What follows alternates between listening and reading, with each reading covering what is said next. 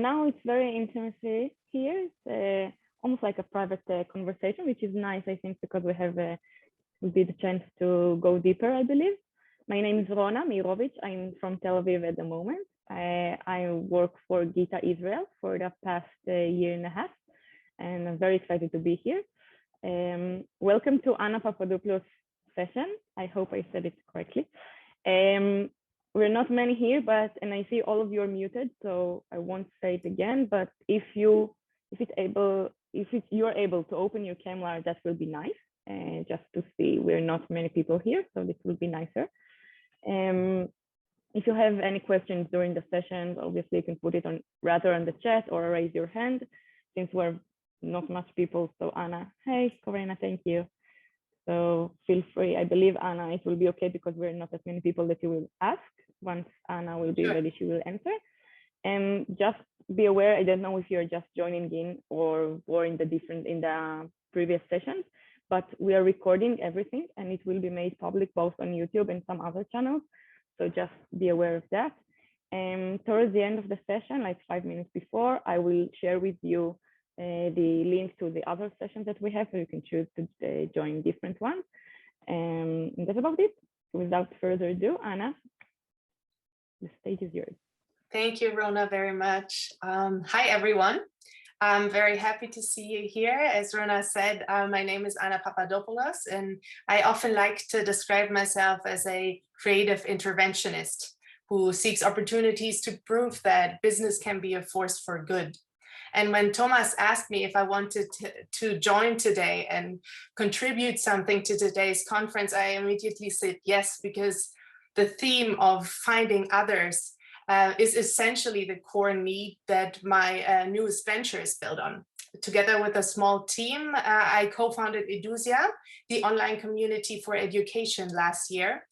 And Edusia came about because the education system is in crisis. Not just COVID has shown that too little has been done in order to prepare young people for the demands of the 21st century.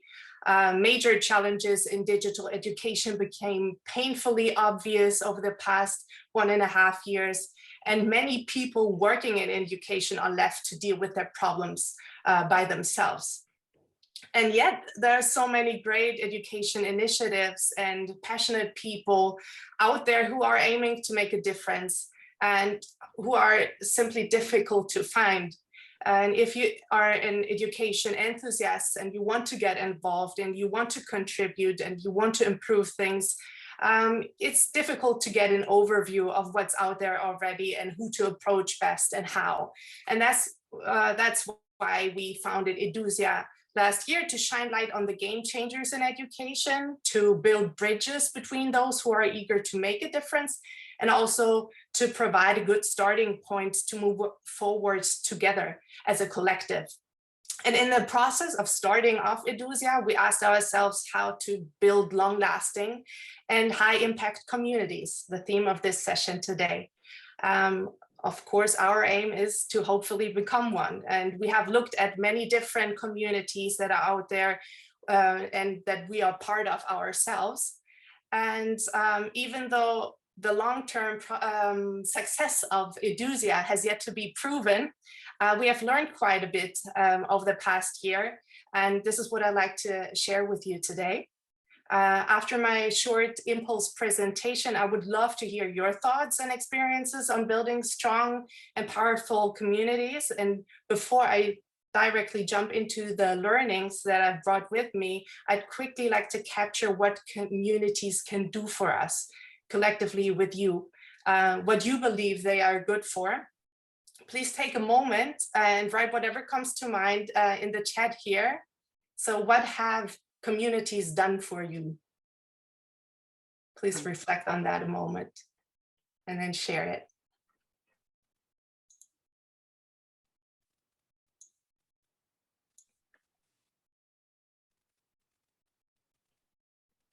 I believe you're not asking not only digital communities, but communities in general.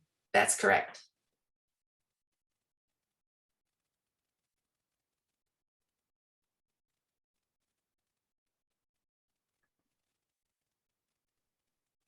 Okay, I can read support and togetherness. Sharing ideas and initiatives, right? Kept me sane. Yeah, I like that. Happiness. Wonderful, thank you. To me, we have more. Mentoring, learning programs, networks, adapting to a new country. Inspired, connected to resources, people, otherwise out of reach. Great. Yeah, to me, community feels like home. It strengthens you in a way, and it also helps you grow as a person in what you do professionally. And having in mind that communities are often the foundation that decides whether we thrive as people individually or collectively as a group, it becomes even more important to understand how solid, long-lasting communities can be built, and hence this presentation today. And I'm going to share my screen now to give you an overview of the most critical factors that we see at Edusia at this moment. So first, and this is basically at the center of building a long-lasting, also high-impact community, is a common purpose. So a reason that brings people together as a group, and basically the foundation for a sense of belonging.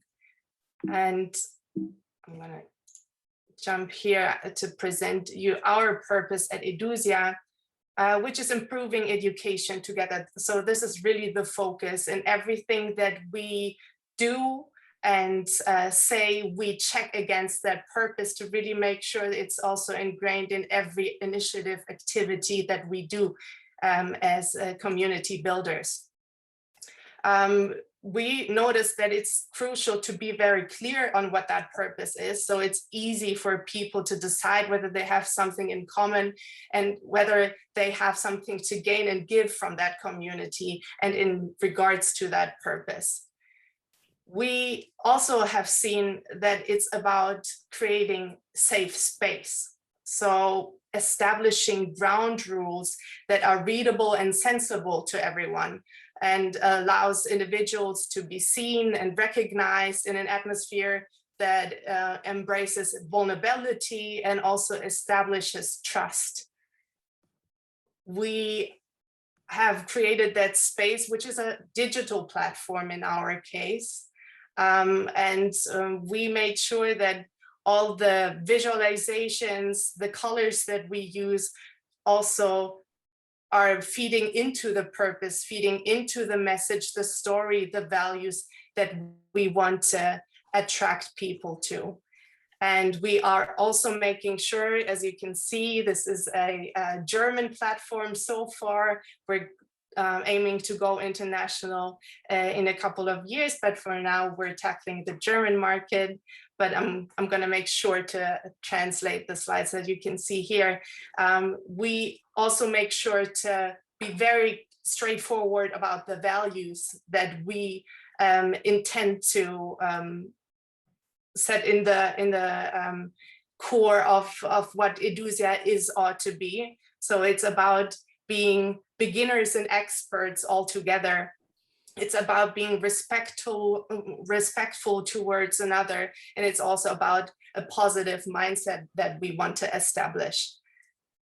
And all of that is part of creating safe space. So you don't need to really just focus on the physical or digital place where you meet, but also focus on the atmosphere, the values that you want to cherish, and the language that you use, which all creates a certain picture, a certain image that also need to be felt by all the members in order for them to really give into what you're trying to build.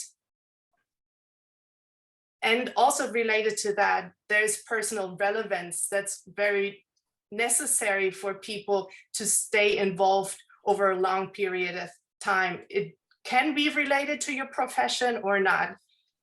It's not enough to just buy into the purpose and say this is a great purpose, but you also need to have a specific need satisfied in order for people to continuously engage. And that specific need can be having fun in that group of people, or seeking a certain type of motivation, or a place that gives you a sense of belonging, or simply a resource for more information on a specific topic. Here is what we try, or how we try to give people the opportunity to find their personal relevance in different areas. At the top, you can see that there are personal messages that can be delivered in our digital community. You can blast something out to the overall community. You can go, as you can see on the left side, you can go into different areas and be active in those. You have different means to be involved, and also try to live your personal reason for being there.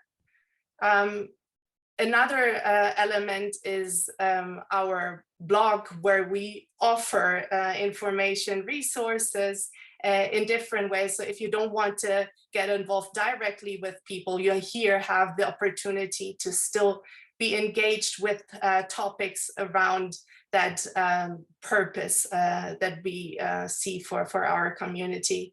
And also, this is something that we haven't established ourselves yet, but we bring together lots of education events for people, hopefully, to meet also in person. Since we don't have the capacity yet to build that area ourselves, we are integrating others, which is also part of what we're doing, right? It's about improving education together. So bringing together what is out there already in a digital and in a physical sphere. So personal relevance here, that's what we learned, at least, to be as empathetic as possible with your members, to make sure to really understand and recognize the variety of needs and provide room to satisfy those needs. So you saw some examples right before that slide, and there's different types you can also be engaged in, like a telephone book, joint dinners, or an encompassing knowledge hub, for instance. The fourth aspect, the fourth success factor that we see relevant is frequent and relevant interaction. It is about orchestrating meaningful encounters to keep people engaged and to keep them connected over time. As you can see here, we are launching, next to our platform, we are launching newsletters from time to time. We also give the opportunity for individual matchmaking. So there's a lot of curation that we also bring into the community. We take a look, a deep look at the members we have, and make sure that they also get the chance to meet on a one-to-one level. Our focus is to also foster interdisciplinary exchange, to have a community that doesn't just look for the usual suspects in that community, but meets serendipitously. And this is how we do that currently. At some point, we also imagine our software doing that for us, but right now we're doing it manually. And all of that is part of making sure that people come together on a frequent level. And next to that central way of interaction, which is the platform in our case, we think about different ways to surprise our community occasionally and accompany them in a way through different means. And others could be pop-up events, for instance, or writing personal letters, or launching community calls, for instance. A fifth element that we see is pretty crucial to making sure that people want to stick around is easy accessibility. And by that, I don't mean letting everybody participate in the community. You can be selective, but it's about making sure that the people who are the right fit for the community find you in the first place and then get in easily. And this is something that we had to learn, because this is just part of how to apply to become part of Edusia. And we noticed that by asking questions to getting to know our potential members better, we've also created a barrier for people to enter, because they wanted to have a sneak peek first. And these are some learnings that we still need to integrate into our community and make sure that on the one side, we still make sure that that safe space that I talked about before is still there and protected in a way, but on the other side, that it's more flexible to reach out and get in touch also for the people that we want to have involved. Another element that became pretty obvious over the last few weeks even, is that we need to find, especially for our digitally based community, find ways for them to quickly jump into the community, get a message out there, and then do or continue what they've been doing before. So we need to be available on mobile devices just as much as on desktop devices, because people also want to get involved while they're at work, and then they mainly are sitting in front of their computers. So we have to make sure that we really listen to our community and understand how our community is integrated into their daily routines and lives and use cases even. Yeah, so to sum it up, easy accessibility is about creating as little barriers as possible to getting in touch and meet. And that can be done through different means, as I mentioned before, the community platform or LinkedIn profiles, a list of LinkedIn profiles, easily available events calendars to make sure that people can meet in person as well. And the last but not least success factor that we have identified so far is the drivers and connectors. It's basically the people that bring others in, the human glue, if you will, that holds the community together, and that are the main drivers that motivate people to go one step further and that provide nudges to continue.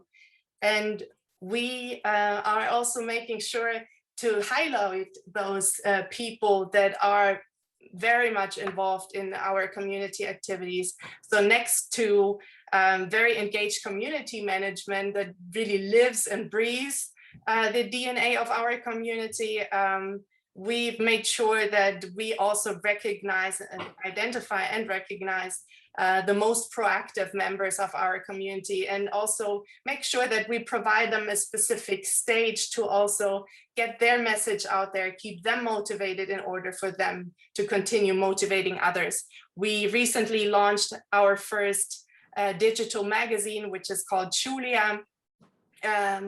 And here we also interviewed one of our most active members, and he felt very appreciated through that invitation. And we were really happy to also make sure that what he is giving into the community is actually seen, and helping him individually to get out of that community what is relevant to him. So overall, of course, every community builder has to find their own approach to all these elements. At Edusia, we're still experimenting up to this day, and we will continue to do so for a very long time. We're experimenting with our interpretations of all of these factors and stay in close touch with our community to understand where they're at, what resonates the most, what keeps them going.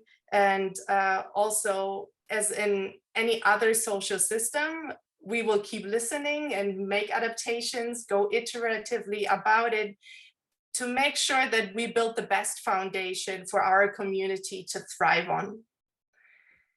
And yeah, so I talked quite a bit now, and I've come to the end of my impulse presentation. I would be very interested to listen to your advice, to hear your thoughts, and also, of course, go into discussion about your questions that you might have around what we've learned so far, the success factors I presented, and yeah, anything else that you would like to share around community building in a long-lasting manner.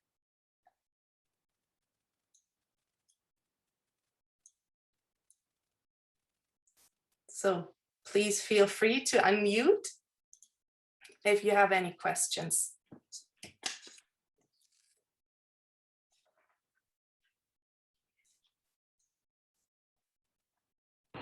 Daniel, yes. Thanks, Anna, for your input. Not really a question right now, but just a comment, because everything you said, I can just confirm. I've worked for several organizations like NPACT or Social Impact, or building up my own organization now since 3 years called Dream and Do. The German version is Träumen und Machen. And the one thing which is additional to the human individual clue is definitely the friendship and happiness factor. That's why I wrote it down before, because all of these purpose things are all clear. Mm-hmm. And some people drop in and out or here and there, but if they experience something jointly and happy, then it's somehow a life experience which they carry on, which is very much happening. I don't know if you know NPACT, mm-hmm. the NGO from Berlin running mentoring programs and accelerator programs. That happen pretty much there with every mentor, with every fellow. It's like a thousands of people family feeling. And this kind of, if you can achieve that, you have made it as a community, at least, right? Mm-hmm. You just, financially is a different story and all of that, but of course. Just wanted to add this. Thank you for your input. Thank you. I would also add something. I think that was really inspiring, and from my experience as a community builder, I would add one thing I learned is that it's really important to actually involve the community in big decisions. Mm-hmm. It's really difficult, but I think it's something that I found to be really rewarding, because the more international also you go, the more perspectives you have on the table, the better results your decisions are, or the better your decisions are if you make use of this community, also in the sense of where do we want to go. You therefore also reach them in their core, why they are there. Mm-hmm. And so that's just something I wanted to add. But thank you, Anna. That was really cool. Thank you, Karina. May I ask, is there a boundary where you say this is a topic, a matter that isn't to be touched by the community and that needs to be there in a stable form, or is anything goes, basically? We actually have a mechanism where the partners and the members sit at one table. And we, managing the community, kind of get out of that decision making, because the partners are financing the network, and the network members sometimes have difficult or different understandings or things they want to do. And so the mechanism is kind of in their hands. Mm-hmm. And we are then the neutral party, which also has a lot of advantages. But yeah, I think most of the things aren't off limits. For example, they just, or the community just gave themselves their own charter, the values they want to live by and organize themselves by. So I think that actually went way better than we experienced, or that we expected. Sorry. Great, thank you.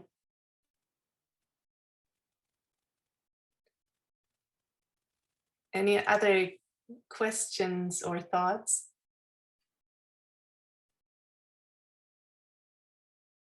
I will add a little bit from my name is Rona, not Lihi. Lihi, she's the manager. I'm from Gita, Israel. From my perspective, everything you said, I totally agree, as Daniel said before. and also the things that people did add here. But I think that at least in the community I'm building, which are very much for the people themselves, not for a bigger goal that we want to achieve as a community, but we create the community for the community members. I'm managing a community of impact leaders, of CEOs of nonprofit in Israel, and the transparency and sharing everything we do, why we do what we do, how we recruit new members. Everything is part of the system. In that way, we can be sure that the members understand the DNA that we are building, and they can be even more active. And if they, for example, one of the things we see often is that people recommend about new members that want to join. And once I know that the people from my community really understand what we are doing, I can trust the recommendation for new members. And I know the new members will be the right material that we're looking, the human material that we are looking for in our community. So that's something that we are also doing in our community. Very interesting. I would also like to know from you what it is that motivates you guys to join communities. Is there something specific that you, once looking back or looking at your current situation, that you recognize as a common denominator that fascinates you and attracts you to communities?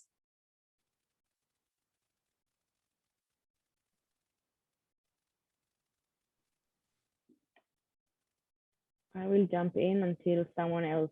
Yeah, Corinna also unmuted, but please go ahead, Rona. Yeah. These days, specifically in this COVID time, that a lot of communities start to rise up. I think that what I'm looking for is that the mission or that the values or the purpose of the community is something that I feel like it's relevant to me, obviously. But the second thing is how strong I think the community is, how interactive, if people actually being active or just the community manager and that's about it. So because it can be community in Facebook, for example, that's 1,200 people and no one is answering but the community manager, and it can be a group of 30 and everyone is so involved and so engaged, and that's the real purpose, at least from my perspective. So the level of activity of that group, the integration, engagement. Yeah, I already unmuted myself. For me, it's actually two things that really motivate me to join communities. First of all, especially in the COVID times, I feel like you always have really bad news everywhere. And in communities, it's really a good vibe. You see how many good projects there are going on and how many creative ideas can be put into place. So I think that's always really inspiring to me and a great balance to bad news on everywhere. And I think the second is that it's so difficult to get out of your filter bubble, and communities, I feel, are for the most part, not all of them, but for the most part, a good way to connect to people that share the same interest, but are not in your main filter bubble, if that makes sense. So that's, and I also have a question, if I can ask one. I think one of the difficulties I always see is that it's difficult to distribute the weight of a community evenly on all the members or community member shoulders. And you showed this one member, but how do you do it? How do you integrate as many as possible and make sure that it's not always the same people that are in the foreground and the spokesperson of the community? Because diversity in the end, I think, is really valuable to a community to also attract a very diverse membership. And as far as I listened to it, you also want to have really a really diverse group of educators joining your network. So that would be my question to you. Yeah, that's a really interesting and relevant question, because it might be a trap also that you can fall into easily, to also always go back to the usual suspects that are more outspoken maybe than others who are also very active. And I think our approach to that is, or has been so far, to try to find different means and ways to interact with our community and let them interact between themselves. So give them different means to approach each other, essentially, depending on their personality type. Because some like to put something out there in the public forum in the community, and others like to start one-to-one conversations and then go very deep about it and have video calls and interact with each other in that way. And we try to, on the one side, provide different types of interaction formats. And on the other side, we also try to reach out to the community as much as we can through different means to really understand who they are and what they're after. And this led us to also helping to matchmake for books, which is also wasn't something that was out there publicly, but we as a community builders got approached individually, and we knew the right people to bring in touch in order for them to co-create on that. And we have small examples like these where you can see that, yeah, people reach out on so many different levels, and we try to appreciate and acknowledge all of them. Yeah, thank you. That's, I think, a great answer, especially valuing all the different types of engagement. I feel like in a lot of communities, that's not yet standard, because you always see the most active and most publicly active figures, and often forget that there's a lot of different forms of engagement. Maybe a person that really reads every email that you send out and always thinks about the project in the back of their minds, and then gives you the best contact of all to realize something. So thank you, Anna, for that answer. Sure. Maybe also another question that I would like to pose in this group is what keeps you engaged the most? So what triggers you to be active? We heard before that it's also seeing the activity of the group, which is inspiring and keeps you involved, but what makes you contribute? And yeah, not just stand on the sideline and watch, but also be very active in your way. That's a good question.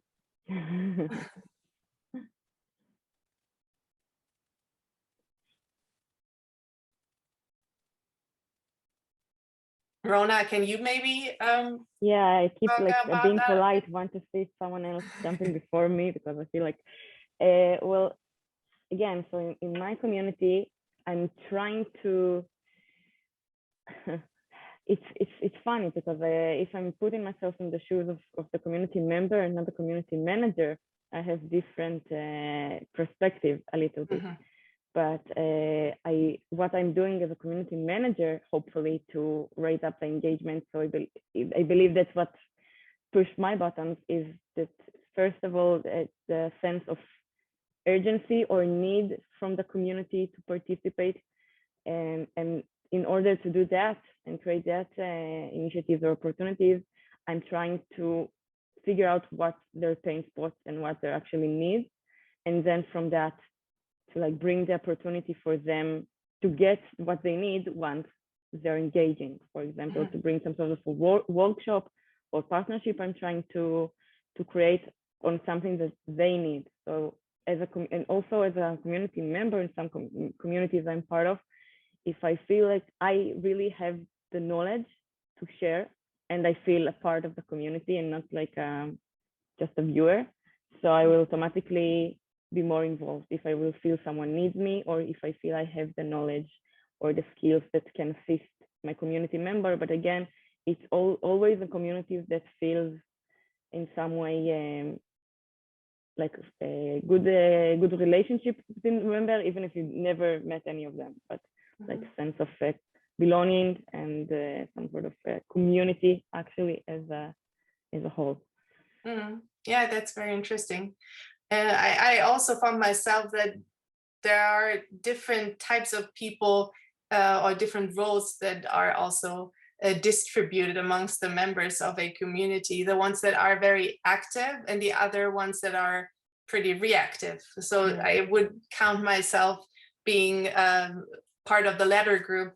I always very much enjoy contributing something, but in reaction to a nudge that was given by somebody else, rather than being the first one putting something out there. And I think this is also something that we need to recognize as community builders, to find a good balance to attract both types of people, to make sure that there's interaction and also there is something created in the long run. Yeah, I agree.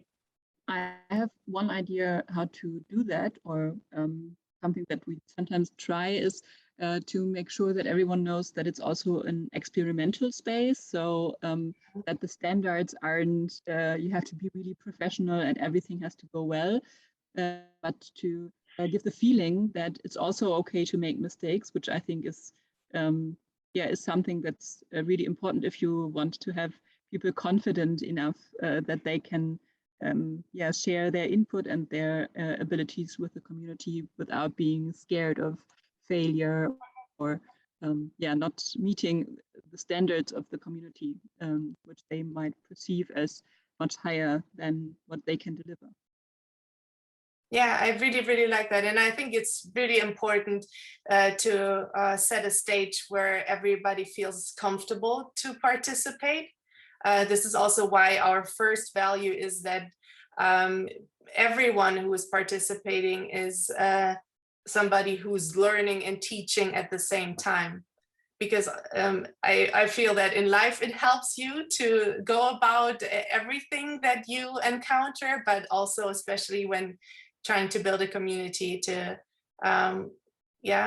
also limit expectations to what is relevant, because that of course depends on everybody's own context, and people tend to forget that, and it's also part of our role to remind them. I really like what you just said, Corinna. Thank you. I really think that one of the challenges I'm dealing with, and I think every community in the beginning, is this sort of expectations. That the expectations from the members will be clear if it's like more of the manager leading and people responding, or it's like a member-led community when you wish the members will be active, and if one of the other, you need to create the right platform for the members to whether respond easily or to start their own conversation on or whatever they're doing. It needs to be, as you said, that it should be accessible. So also the whole process should be, I believe, not only joining in, but also moving it forward. Yeah, I totally agree. I just saw that Neil joined our group, and I believe you are the next person to present here. And I would suggest to wrap it up now, the part of my session, so everybody can still get a nice break before going into a new topic. And I would really like to thank you guys for joining and for contributing. It was very interesting for me also to hear your thoughts on that topic. And I wish you the best in your community building activities. And I really hope to be in touch somehow. I really like that we're aiming to build a community here as well. And I'm looking forward to talking to you also after this event. Thank you, everyone. Much, Anna, for your time. Anna, thank you. And I'm sorry for arriving late and not attending your full talk. My apologies. I was just testing the Zoom link and found myself here. So no worries at all. I would have been really interested because I just finished reading Big Mind by Jeff Mulgan, which is about collective intelligence. And so apologies that I didn't make it. No worries at all. Very nice to meet you, Neil. We are recording and I'm everything. Gonna look up that book. Yeah. All right. Have a good day. Thank See you very soon. much, Anna. Bye. Thanks, and everyone Anna. joining us. Thank you.